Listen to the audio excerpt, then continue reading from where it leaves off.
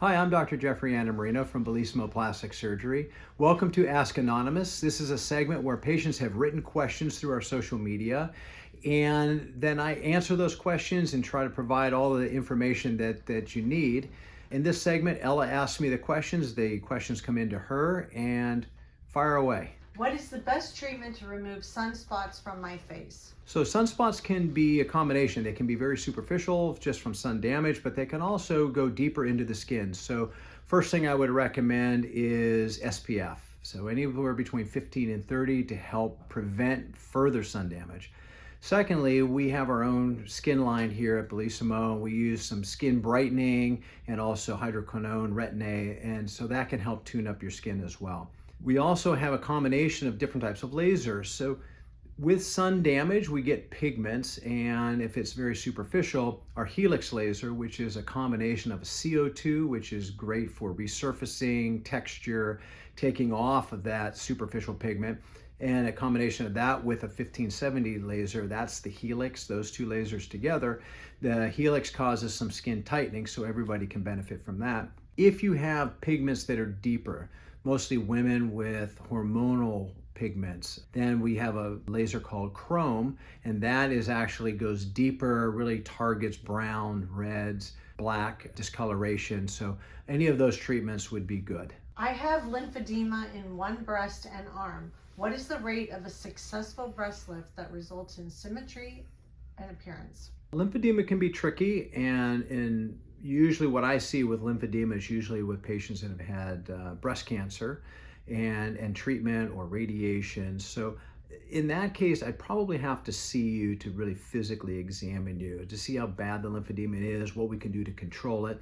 Because, different breast surgery, a mastopexy, small reduction for symmetry is very successful.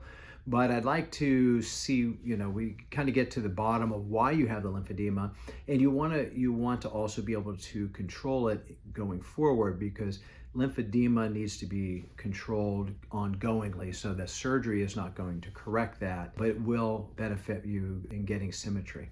How old is too old for an arm lift? I don't know that there's a too old. As long as you are in good health, your weight's maintained, you have a good lifestyle, patients that are not smoking, vaping, marijuana use, alcohol or excessive alcohol use. If you're not doing any of those things and you're in good physical health, then you can be even in your 70s with arm lifts and do very well with it. I like where my lateral brow sits, but my inner brow is low. Can a brow lift address that? That's a good question. The majority of patients that I see, it's the lateral brows that are the problem, not the inner or the medial brows. So I'd really like to see you consultation, because a brow lift can help, and it addresses both lateral and the inner or medial brow. But I'd have to see where that, what the disparity is to answer that more reasonably. What is the difference between traditional liposuction, VASERLipo, and LipoAI? Really good question. So traditional liposuction, in all cases, we use a tumescent solution. So if you're talking to a plastic surgeon, about liposuction, they should be using a tumescent solution, which is a solution of basically saline with epinephrine in it, then that causes vasoconstriction, and also lidocaine, which will numb the area. So we infuse that into the tissue wherever we're doing, mostly say abdomen and hips or thighs. We infuse that fluid first and wait about 10 or 15 minutes, and then everything becomes very numb and vasoconstricts, so that you don't lose a lot of blood with liposuction. So it's very limited blood loss with it. So it makes it much more efficient. But traditionally, you put that solution in, and then you just use a straight cannula, hooked to a suction pump, and aspirate with, in and out movement of the cannula. The cannula has different holes at the tip, and so you can actually aspirate the fatty tissue through that. Then there is VASERLipo, which is what I use, and I combine it with a power assist. So Vaser is a solid cannula, and once the tumescent is in, then I use the Vaser cannula, which is VASER. It's ultrasonic. It breaks up and emulsifies the fatty tissue, so it makes it easier to contour. Then after that, you can either use a straight cannula like a traditional liposuction, or in my case, I use a power-assisted liposuction cannula, which is a hollow cannula with holes at the tip, but it vibrates. And so again, for me, it helps really contour better.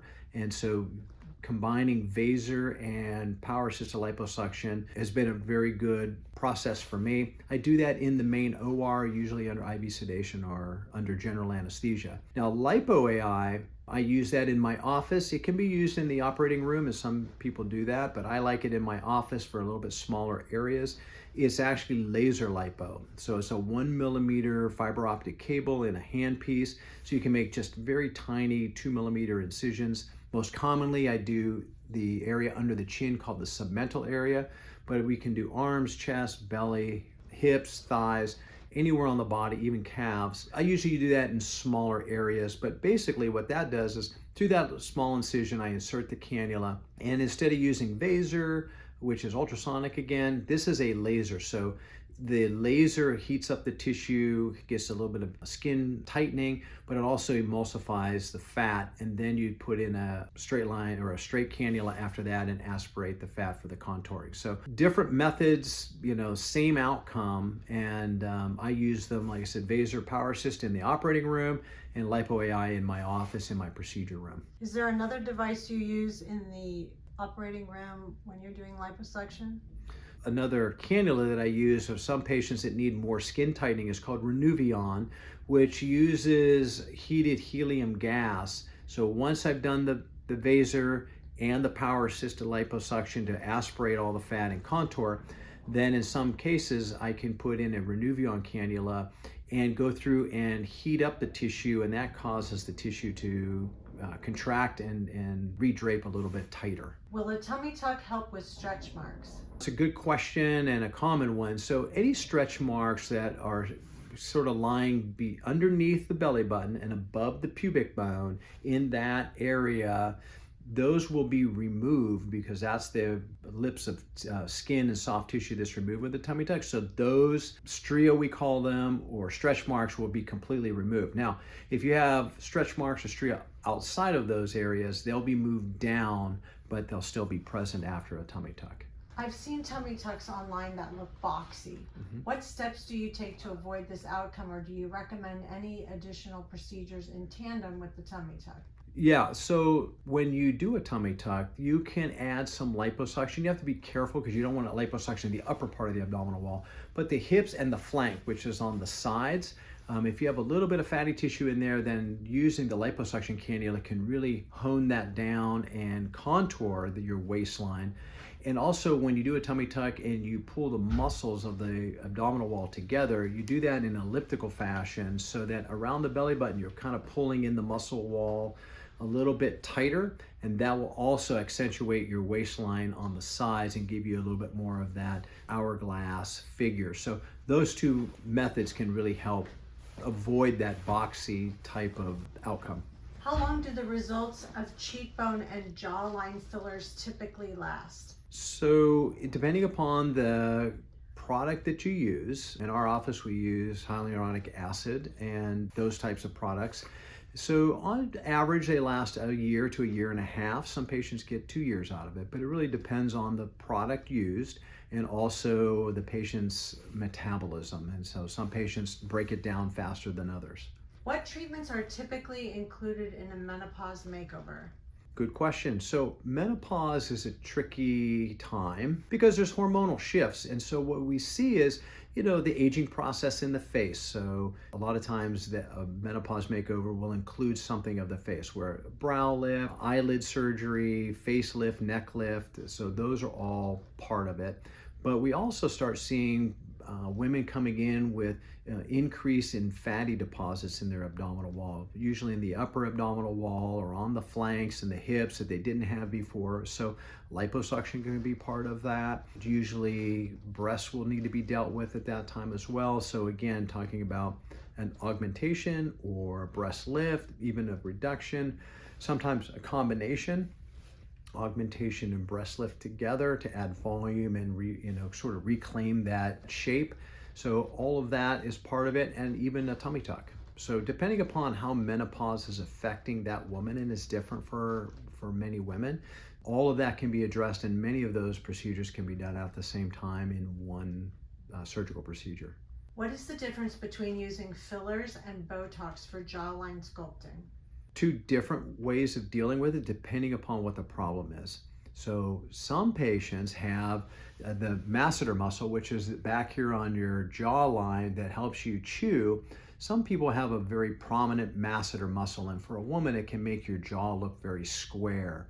So in this case, neurotoxins like Dysport, Botox, Daxxify, a lot of those products can help soften that muscle and get rid of that appearance. So that's very effective. Now, if that's not the problem and you just want more definition of that lower jawline, then dermal fillers along the jawline are actually very effective. And as we said, can last a year to a year and a half, and they're very effective.